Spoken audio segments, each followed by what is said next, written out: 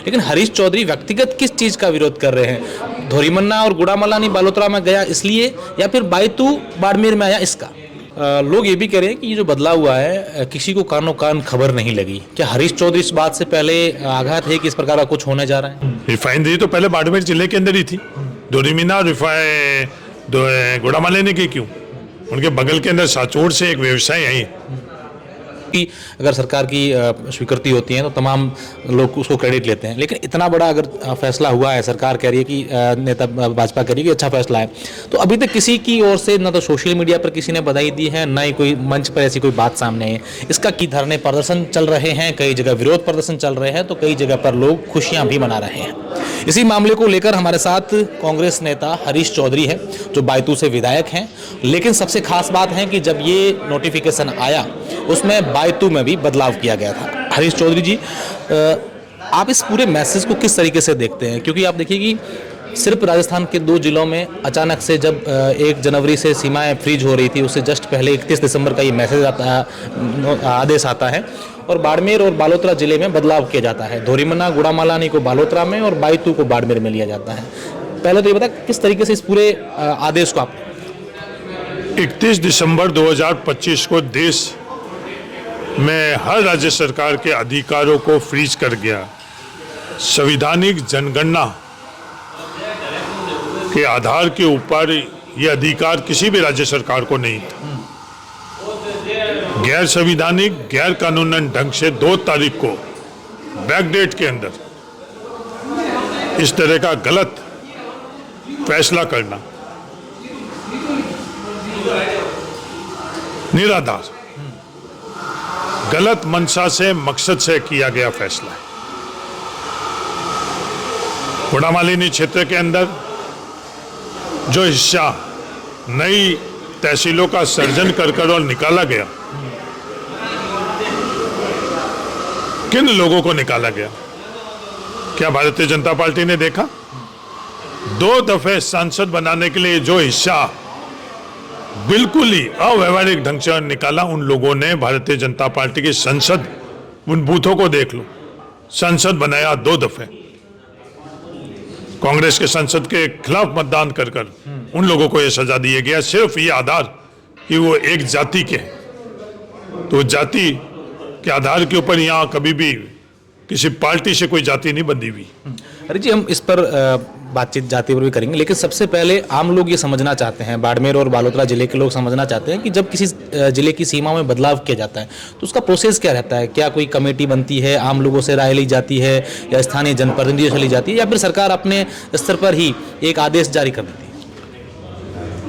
पिछली बार जब जिलों का सर्जन हुआ तो मैंने स्वयं बाटाड़ू के जनता चाहती थी कि हमें बाड़मेर जिले में रखना। 1 दफे नहीं, 100 दफे, और सिर्फ कांग्रेस नहीं, भारतीय जनता पार्टी और दूसरे दलों के कार्यकर्ताओं, नेताओं से चर्चा कर मैं खुद सहमत नहीं था कि बायतू से बाटाड़ू को अलग रखे, पर वहां के जनता की स्वर सहमति से ये भावना थी कि हमें बाड़मेर जिले में रहना है। तो उनकी भावना के अनुरूप सरकार में जब कलम की ताकत हम लोगों को दे रखी थी लोगों ने, तो सरकार में उनके भावना के अनुरूप फैसला किया। बायतू को गिड़ा से अलग करना किसी भी स्तर पर किसी से चर्चा नहीं हुई। एक विधायक के नाते मेरे से छोड़ो, 2 दिन हो गए हैं फैसला किया हुआ, तो कोई भी आज इसकी जिम्मेवारी नहीं ले रहा है। विधानसभा के उम्मीदवार बालाराम जी चौधरी भारतीय जनता पार्टी के और लोकसभा के उम्मीदवार कैलाश चौधरी जी, हर छोटी सी जो भी वहाँ फैसला होता है उसके अंदर भारतीय जनता पार्टी को जोड़ते हैं और उसके माध्यम से अपने आप को जोड़ते हैं, पर इस फैसले के अंदर वो भी मौन है, चुप। कोई जिम्मेवारी तो ले कि जिस तरह से आपने लोगों को, वो एक जिले का रेखा नहीं है, लोगों के दिलों के ऊपर आपने जो लकीर खींची है, खींचने की कोशिश करी, वो लकीर नहीं खींची जाएगी। गिड़ा और बायतू एक था, एक है और एक रहेगा। अरे जी, क्यों इसके पीछे आप राजनीतिक तौर पर क्या देखते हैं, क्या मंशा रही होगी जिन लोगों ने करा है? क्योंकि सोशल मीडिया पर और सियासी गलियारों में ये चर्चा है कि ये जाट वोट बैंक को और विश्नोई वोट बैंक को अलग अलग करने की, इन दोनों को अंदर एक चीज़ अलग करने की और इस बाइतू को अलग सेपरेट करने की ये सारी कवायद की जा रही है। आप इसको किस तरीके से, जातिगत आधार पर किस तरीके से देखते हैं इस बात? जाट और विश्नोई कभी अलग थे ही नहीं। भारतीय जनता पार्टी की सोच की एक जाति को दूसरी की जाति से अलग करना, इस सोच का जवाब थार दे देगा आने वाले वक्त के अंदर। जाट और विश्नोई को अलग करने की जो सोच है वही उसका मूल आधार ही गलत है। और बाइतू के संदर्भ में आप सवाल कर रहे हो, बाइतू और गिड़ा को अलग कर बाइतू का अस्तित्व खत्म करने का जो इनके सोच है, कभी बाइतू का अस्तित्व खत्म नहीं हो सका। एक बाइतू को करने की कोशिश करोगे तो कई बाइतू और प्रकट होंगे। ये बाइतू क्या है? बाइतू अपना ही थे, वहाँ किसी भी जाति और धर्म का भेद नहीं है, सबको साथ में लेकर आगे चलने की बात। बाइतू आगे बढ़ने का नाम है, बाइतू आगे बढ़ाने का नाम है, बाइतू सबको साथ में लेकर है, अपनाहित का नाम है। हरीश चौधरी विरोध कर रहे हैं इस चीज़ को लेकर। माना कि थार क्षेत्र से है, आपने यहाँ का प्रतिनिधित्व किया है और यहाँ के आप एक बड़े नेता भी हैं, लेकिन हरीश चौधरी व्यक्तिगत किस चीज़ का विरोध कर रहे हैं? धोरीमन्ना और गुड़ामलानी बालोतरा में गया इसलिए, या फिर बाइतू बाड़मेर में आया इसका? दोनों में। जो धोरीमन्ना से सिर्फ 3-4 किलोमीटर दूर गांव है, आज उसको बाड़मेर में डाला गया।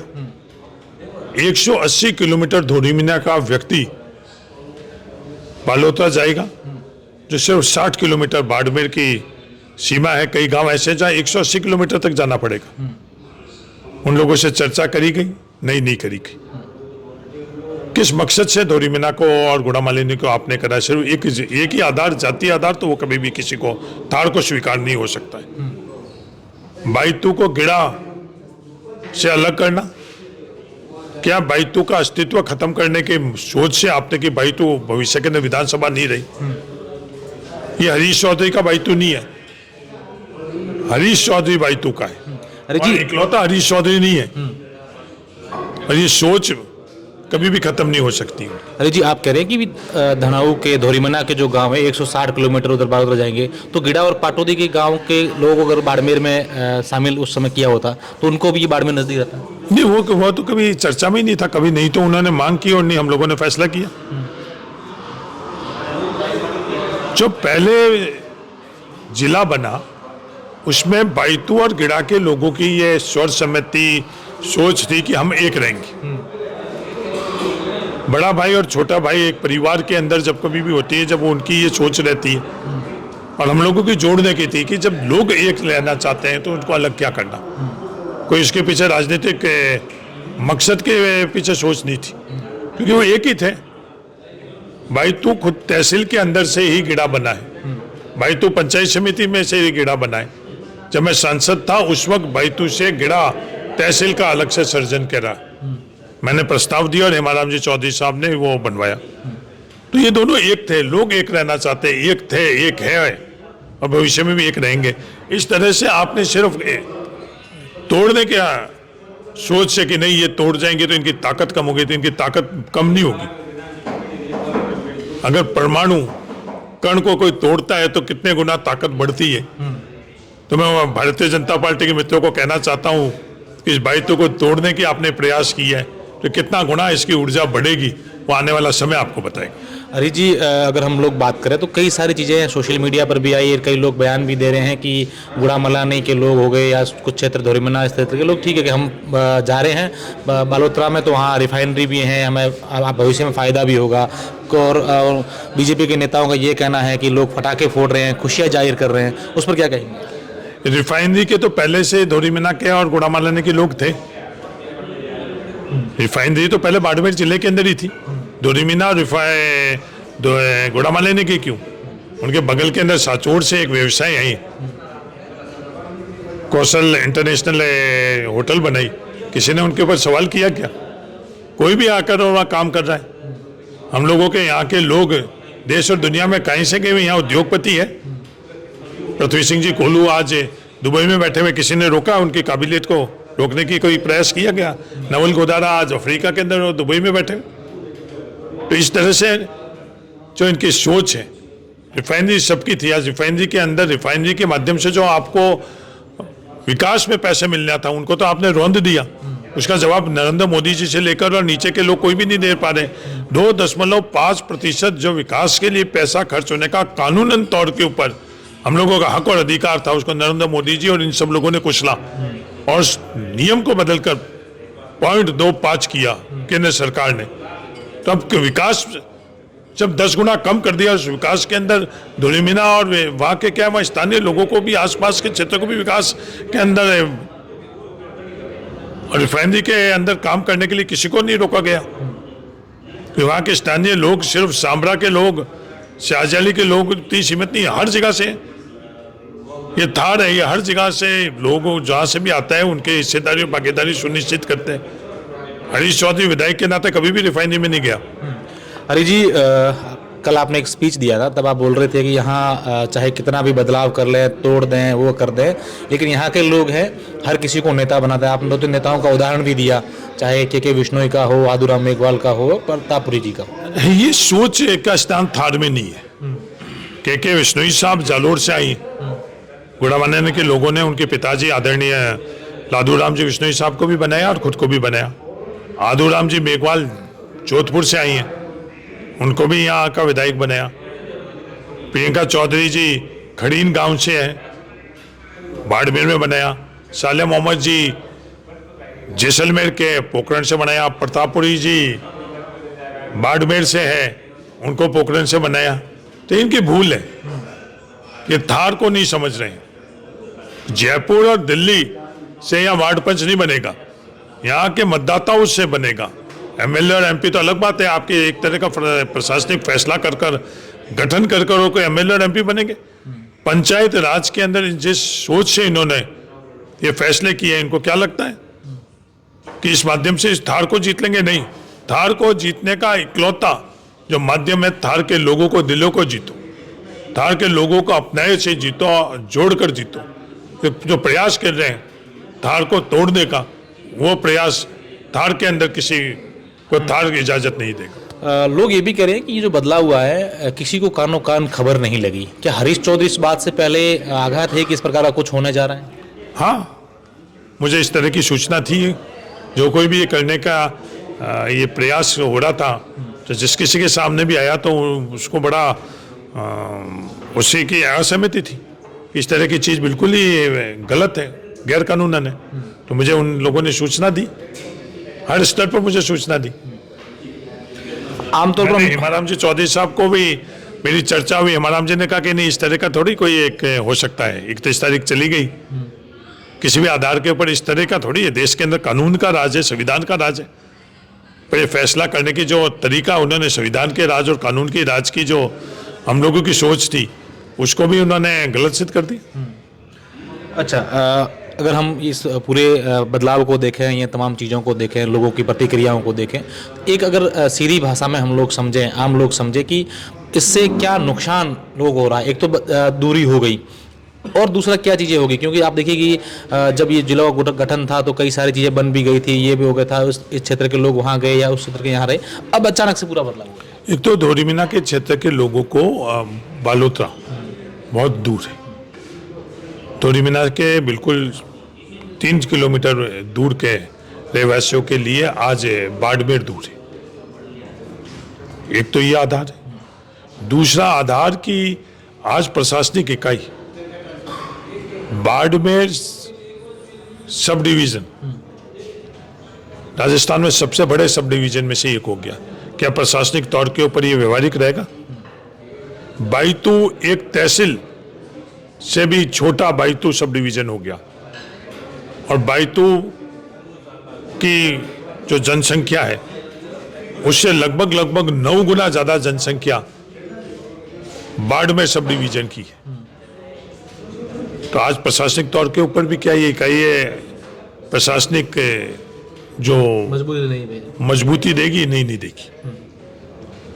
आज आपस के अंदर जो जुड़ाव था सिर्फ एक राजनीतिक मकसद पूरा करने के लिए सोच से किया गया। कोई प्रशासनिक आधार नहीं, कोई व्यवहारिक आधार नहीं, कोई लोगों से चर्चा नहीं, लोगों का मांग नहीं, कोई क्या आधार था जिससे ये किया गया? सिर्फ एमएलए नहीं बनने देने के ये कोशिश में तो हरीश चौधरी के परिवार में तो कोई वार्ड पंच ही नहीं, और नहीं आज हरीश चौधरी के परिवार में कोई राजनीतिक कार्यकर्ता है। अगर लोगों ने चाहा तो हरीश चौधरी को संसद में भी पहुंचा दिया, लोगों ने चाहा तो विधानसभा में पहुंचा दिया, लोग चाहेंगे तो थार पूरा हरीश चौधरी का है, हरीश चौधरी पूरे थार का है। लोग नहीं चाहेंगे तो हरीश चौधरी लादानी के ढानी से वार्ड पंच भी नहीं जीत सकता है। अरे जी, एक चीज़ हम लोग देखते हैं कि कभी भी नेता किसी चीज़ को लेकर हमेशा उनकी क्रेडिट वॉर चलता रहता है। चाहे अब तो सोशल मीडिया का ज़माना है, तो कुछ भी अगर सरकार की स्वीकृति होती है तो तमाम लोग उसको क्रेडिट लेते हैं। लेकिन इतना बड़ा अगर फैसला हुआ है, सरकार कह रही है कि नेता भाजपा कह रही है कि अच्छा फैसला है, तो अभी तक किसी की ओर से ना तो सोशल मीडिया पर किसी ने बधाई दी है, ना ही कोई मंच पर ऐसी कोई बात सामने आई है। इसका क्या तर्क हो सकता है? साजिश और षड्यंत्र के तहत गलत मंशा और मकसद से किया गया फैसला, कौन इसको लोग जानते हैं, भारतीय जनता पार्टी के कार्यकर्ता भी जानते हैं। उनकी प्रतिक्रिया क्या है, सोशल मीडिया के ऊपर देख लो, किसी व्यक्तिगत तौर पर देख लो। इस फैसला करने के बाद में विधानसभा के उम्मीदवार बालाराम जी चौधरी, भारतीय जनता पार्टी के कैलाश चौधरी जी जो लोकसभा के उम्मीदवार थे, उन्होंने कोई प्रतिक्रिया नहीं दी। प्रतिक्रिया क्यों नहीं दी? क्योंकि उन्हें अच्छी तरह से पता है कि बिल्कुल गलत हुआ है। अब सवाल ये है कि षड्यंत्र साजिश के अंदर वो खुद शामिल है या नहीं। अगर वो खुद शामिल है तो परिवार के साथ इस तरह का सोच और कृत्य जयचंद ने भी नहीं किया होगा। एक सोशल मीडिया पर वीडियो कुछ दिन पहले वायरल हुआ था मंत्री के बिश्नोई का। उन्होंने कहा कि आने वाले समय में कुछ आप ऐसे बदलाव देंगे कि विपक्ष भी दांतों तले अंगुली दबा देगा, और वो काफ़ी वायरल भी हुआ और उसको लेकर सीधा कांग्रेस को या विपक्ष को टारगेट किया गया। कांग्रेस में तो किसी ने दांतों तले अंगुलियां नहीं दबाई, फिर अंगुली का इस्तेमाल कैसे करे? जब हरीश चौधरी को सांसद बनाया तो अंगुलियों का इस्तेमाल रिफाइनरी लाकर किया। हरीश चौधरी को सांसद बनाया तो प्रति व्यक्ति औसतन आई 2009 से 2014 में कितनी गुना ज्यादा बढ़ी। जब हरीश चौधरी को संसद बनाया तो बाड़मेर जिले में पहली दफे नहर का पानी आया। हरीश चौधरी को सांसद बनाया तो गांवों के अंदर बिजली का फैसला हुआ। हरीश चौधरी को सांसद बनाया तो सर्वे हुआ Jaisalmer Barmer bomber railway line का। जैसलमेर के अंदर एयरपोर्ट आया, जो खुड़ी जो रिजर्व्ड एरिया था उसको डी रिजर्व्ड करवाया। ऐसे कई फैसले थे। टाकों की स्वीकृतियां कराई, नरेगा का प्रावधान में टाके लेकर आई, 3 लाख तक के टाकों की वो करी। दुनिया के अंदर इस तरह का बेहतरीन कोई मॉडल नहीं जो नरेगा के माध्यम से सड़कें और टाके के प्रावधान उस वक्त संसदीय कार्यकाल में सफर शुरू हुआ जो पिछले कार्यकाल तक रहा। तो ये अंगुलियों का इस्तेमाल आप कैसे करते हो? अंगुली की आपकी इच्छा हो जिस तरह का इस्तेमाल करो, पर लोकतंत्र है। उस अंगुली का इस्तेमाल जब वोटर मशीन के ऊपर जब अंगुली रखी जाती है वही इस्तेमाल होता है सबसे महत्वपूर्ण। और वो के बिश्नोई साहब जिस दिन वोटर मशीन के ऊपर थार के लोग इस तरह का फैसला, इस तरह की सोच के संदर्भ में रखेंगे तो आपको अपने आप ही पता चल जाएगा कि अंगुली की आप दांतों के नीचे का इस्तेमाल कराओ या किसी और के अंदर का इस्तेमाल करो, उसका क्या मायने रहता है। और लोगों के दिलों को जोड़ने के लिए, अपने हित के लिए इस्तेमाल करो, लोगों की ताकत बढ़ाने के लिए इस्तेमाल करो उस अंगुलियों का, तो ये आने वाला समय अपने आप ही बताएगा। आखिरी मेरा सवाल है, इस चीज़ को लेकर प्रदर्शन चल रहा है, धरोईमना में धरना चल रहा है, आगामी दिनों में हरीश चौधरी का क्या स्टैंड रहेगा? क्या ये यथावत रहने को लेकर के तमाम जो प्रयास करने चाहिए वो हरीश चौधरी करेंगे, बड़े प्रदर्शन देखने को मिलेंगे, या फिर जो चल रहा है उसको चल रहा है? थार के साथ हरीश चौधरी था, थार के साथ है और रहेगा। जो भी करना पड़ेगा जीवन के अंतिम सांस तक, मैं थार को जोड़ने के लिए, थार के अपने हित के लिए मेरा ये जीवन है और पूरा जीवन मेरे लिए इसी में समर्पित है। जो थार चाहेगा हरीश चौधरी वो करेगा, और साजिश और षड्यंत्र के माध्यम से नहीं, ईमानदारी से लोगों के बीच में सार्वजनिक तौर के ऊपर जो सोचता हूँ वो लोगों के बीच में रखता हूँ, जो करता हूँ वो लोगों के बीच में ईमानदारी से रखता हूँ। बिल्कुल, ये हरीश चौधरी जी थे जिनका साफ तौर पर कहना है कि जो थार चाहेगा वही हरीश चौधरी करेंगे। अब आने वाले दिनों में देखने वाली बात होगी कि ये जो सीमाओं का पुनर्गठन हुआ है इसमें कोई बदलाव होगा या फिर ये यथावत रहेगा। धन्यवाद।